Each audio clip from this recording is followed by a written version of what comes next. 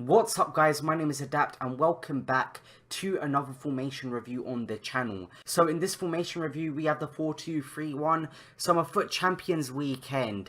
Recording wise, I recorded my first 10 games, so the plan was I'll get through 3 different formation reviews this weekend, 10 games of formation, and I'll do it like that. I'll get gameplay for 3 different formations, but I recorded the first 10 games as I planned on my laptop, and literally my laptop, it just simply doesn't have the power to process and render files of that capacity.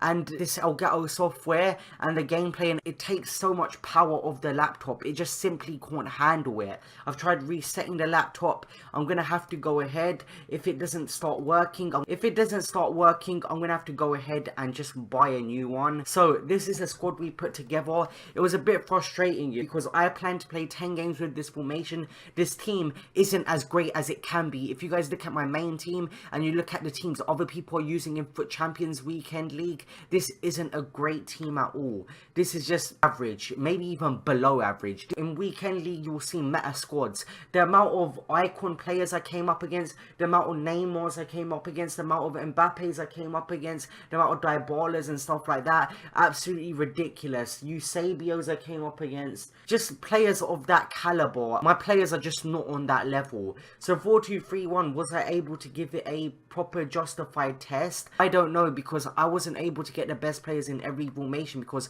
I don't want to go out, buy a completely new team and then go ahead and sell the team in 10 games time and lose out on a lot of EA tax, because all of the coins I'm getting is from playing games, is from SBCs and stuff like that. So it's really hard to come across coins. It takes a lot of persistence. You have to play a lot of games and you have to play Weekend League. You need to get your rivals rewards and stuff like that. So I don't want to be losing any of my coins because I'm doing this account in kind of a Road to Glory style. So this is the team we did put together through untradables, through players from our main team as well. Eriksen is the only one in this squad I do see here who's actually in my main starting 11. So that's telling you guys something. Arnautovic is decent. Talisca, he's quite decent. Barkley surprised me quite a lot. Actually, Marcelo's in my starting 11 as well. But I think, if I'm not being oblivious, that Marcelo and Eriksen are the only 2 players in my main starting 11 team. So we have Dybala on the bench and Higuain if I'm in huge trouble. I've got a couple subs here, but I don't like pausing the game, going and making subs like that. I'd rather just play the full game. I'm just not the kind of guy who likes to pause the game a lot unless I absolutely have to. So the 4-2-3-1, I'm going to show you guys my Foot Champions record with this formation. So when I was meant to cut off the video, I think I was 6-4. So I wasn't doing too great with this formation. I had to adapt to a whole new formation. I had to adapt to a whole new team in a mode where people are literally trying their teams out through all the weeks and they're taking their best possible team. They've had so much practice throughout the week within Foot Division rivals, and they've gone into Foot Champions with the sole purpose to see the best rank they can get. This Foot Champions is kind of a test for me to test how good a formation simply is, because Rivals is as competitive, if not even more competitive than Foot Champions in my opinion. So after 18 games, we did manage to pick up 12 wins and 6 losses, but let's get into the custom tactics now and let's get into my player instructions. So for custom tactics, we have press after possession loss, because I've got a team which are more narrow. I've got 2 DMs, and as soon as I lose the ball, I know my DMs are going to be able to press very quickly. I've got some attacking midfielders as well, which are more narrow on the pitch, so everyone would be able to act as a unit, be more united, and play a more pressing game. So we got press after possession loss. Width, I kind of got it lower because this formation isn't as an attacking formation. You're not going to be able to exploit your opposition as much down the wings. So you kind of got width lower than usual. For depth, I kind of left it at where it was at. Maybe I turned it down 1. Then for offensive style, we have it on possession. This formation, you're going to have to be very patient with this one. It's more of a narrow formation. You're going to be playing down the center more, and you're going to be using the LTRT. You're going to be using the LB fake shot to get past players. Try and use some trickery and wait for the right opportunity to play a ball into your striker, or maybe play it within your cams, or try and get a finesse shot off, or wait for the right opportunity to slot your striker in on goal. So for width, we kind of got it higher because although this formation isn't as much of a formation you'd exploit the wings down, I do try and get my players as wide as possible if I can. Then for players in the box, kind of left out where I was at. Then for corners, I have both on 3 bars. And then for instructions, we have Marcelo and Trippier on stay back or attacking, both my fullbacks. I've got Kovacic on cut passing lanes and stay back or attacking because he has got the pace to run up and down the pitch. He's got the pace to track players down, and he's got the work rates to do so. For Fernando, I've got him on man mark and stay back or attacking. For Barkley, I kind of left him at where it was at. Eriksen, I've got him on stay forward because he's the highest rated cam in this formation, and he's got very good passing stats, very good dribbling stats, and he'll be able to assist Arnautovic quite a lot. Then for Talisca, I kind of left him at where he was at. Then Arnautovic, I kind of got him on stay forward. He's not a player who can get in behind as much, but he can play as a bit of a target man, a bit of a hold-up player as well. So guys, those are the custom tactics, those are the player instructions. Now let's get into the gameplay I did actually get with this team and formation. So as I mentioned earlier, we did lose about 2.5 to 3 hours worth of gameplay, but we didn't let that get us down.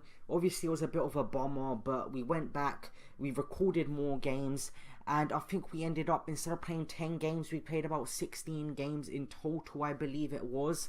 So this formation, if I was to describe it in one word, and what it took for me to start getting results with this formation, is persistence, you know. After 10 games, we were 6-4.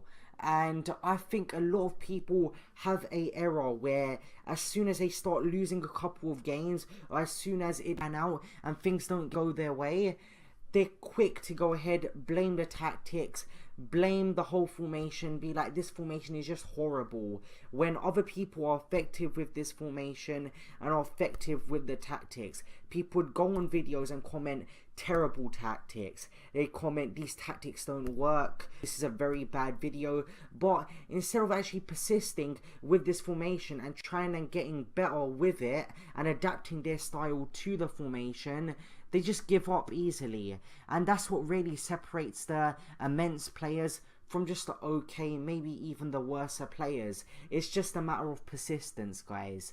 So with this formation, what you're going to see is a lot of goals are coming from narrow. There are a couple of types of players who I've come across in FIFA.